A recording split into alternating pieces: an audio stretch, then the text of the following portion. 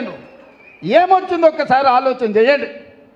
ఇవాళ మనవాడు సోనియమ్మ ఆశీర్వాదంతో ముఖ్యమంత్రి అయితే ఇవన్నీ పక్కన పెట్టి ఒక్క దగ్గర కూర్చొని ఎట్లా అభివృద్ధి చేసుకోవాలన్న ఆలోచన చేయాలి తప్ప ఎట్లా పడగొట్టాలి, ఎట్లా కాళ్ళలో కట్టబెట్టాలి, ఎట్లా కింద పడేయాలని ఆలోచన చేస్తే ఇది మంచిదా?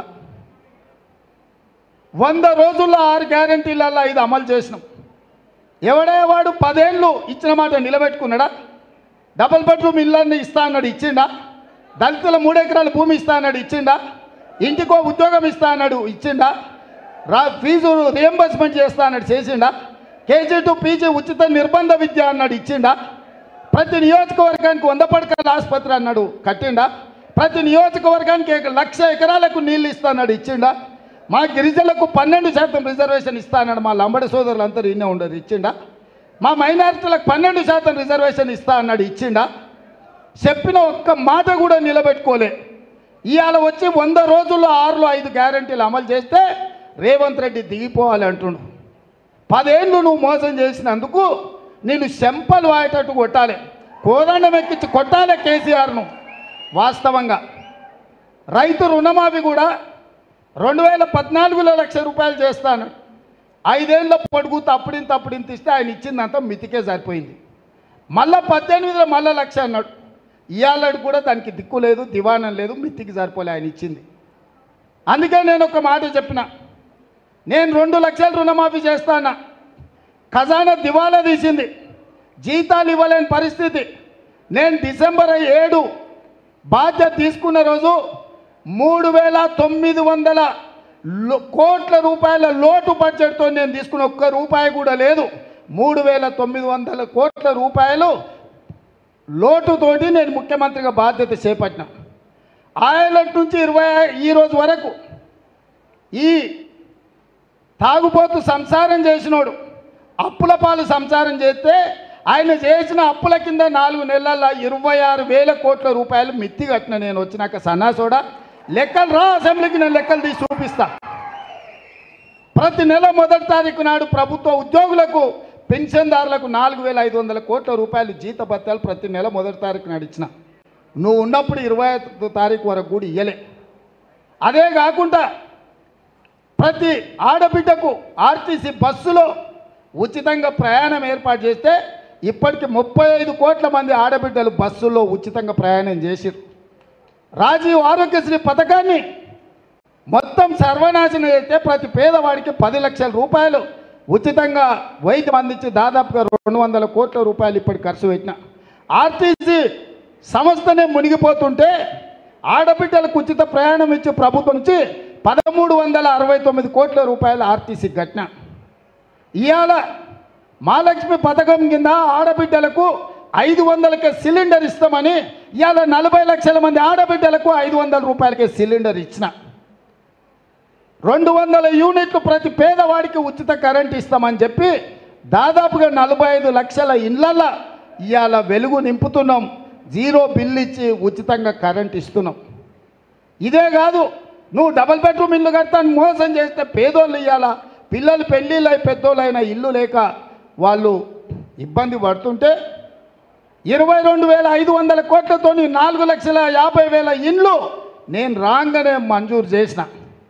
ఇవన్నీ చక్కదిద్దుకుంటూ తాగుబోతానికి పెత్తనం ఇస్తే ఉన్నదంతా ఆగమాగం చేసి ఉన్న భూములు అమ్ముకొని ఊరంతా అప్పులు చేస్తే ఎట్లుంటుందో ఈ తాగుబోతు కేసీఆర్ చేతికి రాష్ట్రాన్ని ఇస్తే కూడా అప్పుల కుప్పగా చేస్తే ఒక్కొక్క సమస్యను పరిష్కరించుకుంటూ ఒక్కొక్క సమస్యను అవగాహన చేసుకుంటూ ఇవాళ ఒక మంచి పరిపాలన అందించుకుంటూ 100 రోజుల్లోనే 5 గ్యారెంటీలు అమలు చేసిన.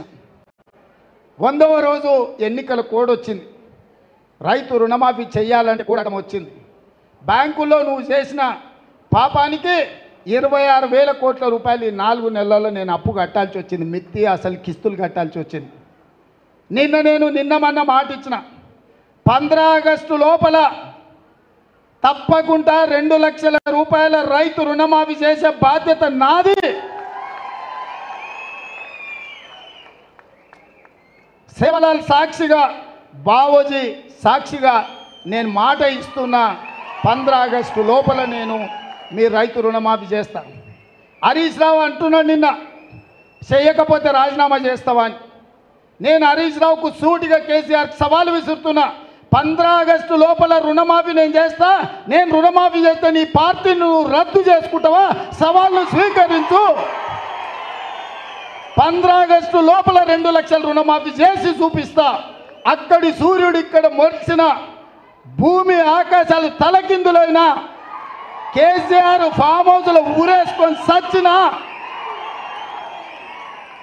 15 ఆగస్టు లోపల రైతులకు 2 లక్షల రుణమాఫీ చేస్తా. చేసిన మరుక్షణమే నీ పార్టీని నువ్వు రద్దు చేసుకుంటావా? నా సవాల్ను స్వీకరించు హరీష్ రావు. పోయి నీ మామని అడుగు. నేను మాటిస్తే ఎట్లుంటానో తెలుస్తుంది, నీ మామకు తెలుసు నీకంటే ఎక్కువ. అందుకే ఇవాళ చెప్తున్నా, ఈ వేదిక మీద నుంచి ఏ రైతు ఆధైర్యపడాల్సిన పని లేదు, ఏ రైతు బాధపడాల్సిన అవసరం లేదు. నేను బ్యాంకు వాళ్ళకు కూడా చెప్తున్నా, రైతులకు నోటీసులు ఇస్తున్నట్ట డిసిసిబి బ్యాంకు వాళ్ళు. ఎవరు మీరు అట్లాంటి అతిగా వ్యవహరించొద్దు. మిర్చితో సహా అనా పైసతో సహా మీ పైసల్ని 15 ఆగస్టు లోపల తెలంగాణ ప్రభుత్వం చెల్లిస్తుంది. మీరు రైతులను ఎవరినైనా ఇబ్బంది పెట్టే కార్యక్రమం చేస్తే ఈ ప్రభుత్వం చూస్తూ ఊరుకోదని చెప్పి బ్యాంకు అధికారులకు, కోఆపరేటివ్ బ్యాంకు అధికారులకు కూడా నేను స్పష్టంగా విన్నవిస్తున్నా. మాది జిమ్మెదారీ రైతుల తరఫున రుణమాఫీకి మీ అప్పు చెల్లించేది. 15 ఆగస్టు లోపల నీకు అప్పు కడతాం. మా రైతుల పాస్ పుస్తకాలు విముక్తి చేసి ఇంటింటికి వాళ్ళ దగ్గరికి పంపించే బాధ్యత మా ప్రభుత్వం తీసుకుంటుంది. ఆనాడు కేసీఆర్ ప్రభుత్వంలో జొన్నలు వేయొద్దన్నాడు, కందులు వేస్తే కొనటోళ్ళు లేడన్నాడు, మిర్చి వేస్తే తెగులు వచ్చి చచ్చిపోయింది, పత్తి వేస్తే దిక్కు లేకుండా పోయింది, మొక్కజొన్నలు సోయాబీన్ ఏం పండించినా లేక చివరికి రైతులందరినీ ఓరేసుకోమని చెప్పిండు కేసీఆర్. చివరి గింజ వరకు కొంటా అని మాట ఇచ్చాడు. ఈ తాగుబోతోని మాటలు నమ్మి మొత్తం రాష్ట్రం అంతా వరి వైపు మళ్ళీను.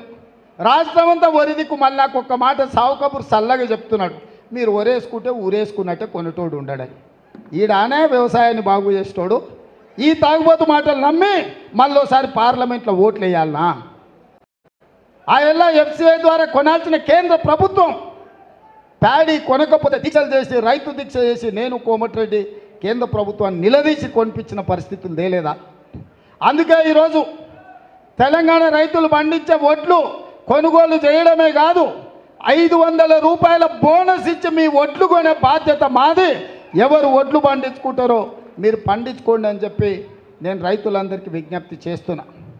అందుకే మిత్రులారా, ఇవాళ రాష్ట్రంలో అన్ని నియోజకవర్గాలు కుటుంబ పెద్దగా అంటే పిసిసి అధ్యక్షుడే ముఖ్యమంత్రిగా నాదే. కానీ పెద్దలు చెప్పిన ఇంట్లో గెలిచి రచ్చ గెలవాలని.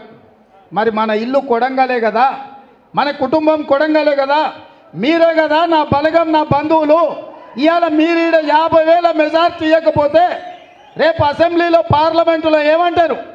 రేవంత్ రెడ్డి పెద్ద పెద్ద మాటలు మాట్లాడుతున్నాడు కానీ కొడంగల్లో 50,000 మెజార్టీ కూడా తేలేదనే ప్రమాదం ఉంది కదా.